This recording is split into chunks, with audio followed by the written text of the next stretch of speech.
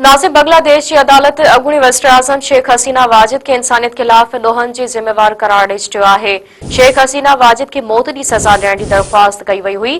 बांग्लादेश जी अदालत दरख़्वास्त ते महफ़ूज़ कल फ़ैसिलो ॿुधाए छॾियो आहे। अदालत पंहिंजे फ़ैसिले में चयो आहे त शेख हसीना वाजिद इक़्तिदार ऐं अख़्तियारनि जो ग़लति इस्तेमाल कयो। अदालती फ़ैसिलो अचण बैदि मुल्क में हालतूं ख़राब थियण जो ख़तरो आहे। सॼे मुल्क में सिक्योरिटी हाई अलर्ट कई वई आहे। ॿिए तरफ़ शेख हसीना वाजिद जी पार्टी अवामी लीग पारां बांग्लादेश में एहतजाज जो सॾु ॾिनो वियो आहे। ब्रेकिंग न्यूज़ अवां खे ॾियूं पिया। बांग्लादेश जी अदालत अॻूणे वज़ीर-ए-आज़म शेख हसीना वाजिद खे इंसानियत ख़िलाफ़ दोहन जी ज़िम्मेवार करार ॾेई छॾियो आहे। शेख हसीना वाजिद खे मौत जी सज़ा ॾियण जी दरख़्वास्त कई वई आहे। बांग्लादेश जी अदालत दरख़्वास्त ते महफ़ूज़ कल फ़ैसिलो ॿुधाए छॾियो आहे। अदालत पंहिंजे फ़ैसिले में चयो आहे त शेख हसीना वाजिद इक़्तिदार ऐं अख़्तियारनि जो ग़लति इस्तेमाल कयो।